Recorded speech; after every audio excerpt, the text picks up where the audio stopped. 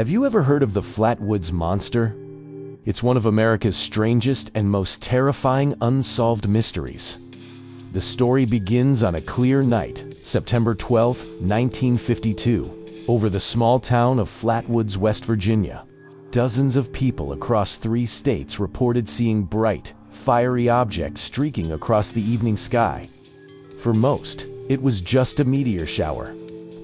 But for a group of local residents in Flatwoods, it was the start of a nightmare they would never forget.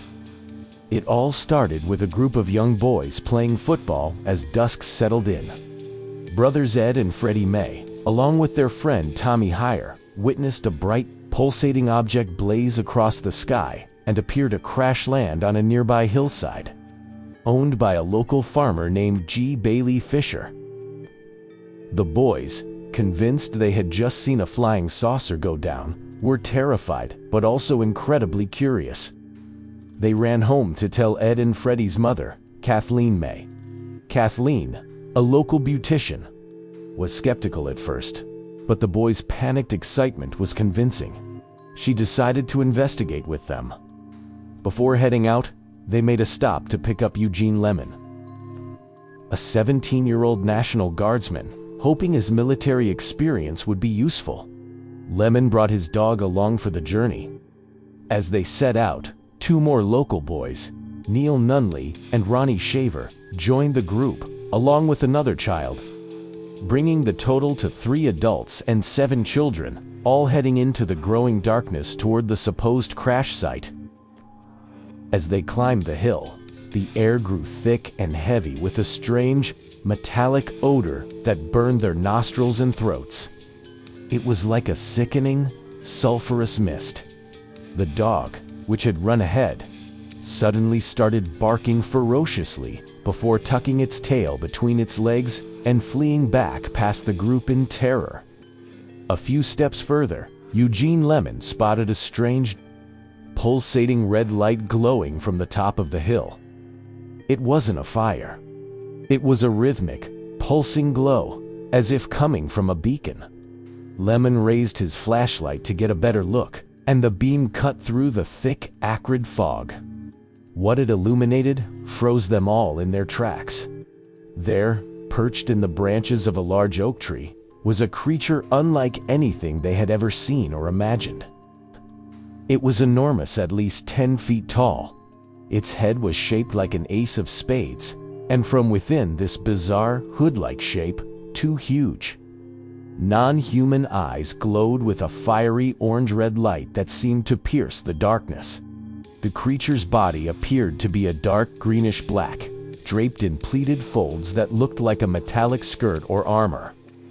It didn't seem to have any visible arms, but small, claw-like hands extended from its front. Most unnervingly, it wasn't standing on the ground or the tree branch. It was hovering, floating silently in midair, just inches above the ground. For a moment, everyone stood in stunned, silent horror. Then, the creature broke the silence. It let out a long, shrill hissing sound, sharp, metallic screech that cut through the night. As it hissed, it began to glide directly toward the group, moving with an eerie, unnatural smoothness. The sight, the sound, the smell it was too much.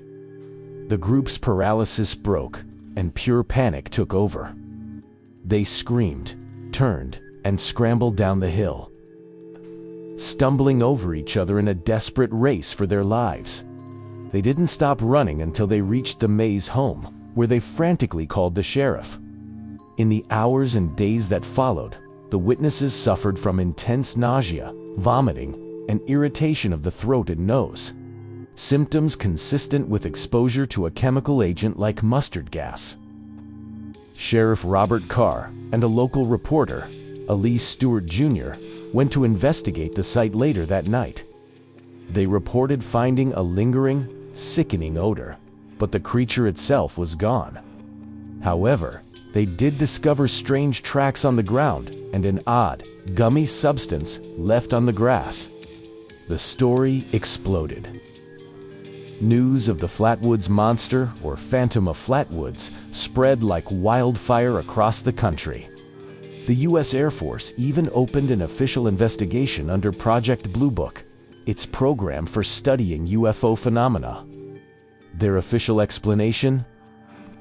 The witnesses had simply been frightened by a meteor and had mistaken a common barn owl for a terrifying monster, its silhouette distorted by shadows and fear. But the witnesses vehemently rejected this explanation. They insisted that what they saw was no owl. Kathleen May was so shaken by the incident that she required hospital treatment for her nerves. The boys were traumatized for years. Furthermore, their encounter wasn't entirely isolated. In the days before and after the September 12th sighting, other residents in the Braxton County area reported strange encounters. A woman and her mother claimed to have seen a similar creature a week earlier, so terrifying them that the mother was institutionalized. A man driving near the area reported his car suddenly dying before seeing a tall, glowing figure on the road. So what did they really see that night? Was it just a case of mass hysteria? A simple owl magnified by panic and a falling meteor? Or did a group of ordinary people stumble upon something truly extraordinary, something not of this world that had briefly and terrifyingly visited their quiet West Virginia town? The mystery remains. Today, the town of Flatwoods has embraced its unique legacy. There are signs, a museum, and an annual festival dedicated to its famous monster. But for those who lived through that terrifying night, it's more than just a local legend. It's a memory, etched in fear, of the night something came down from the sky.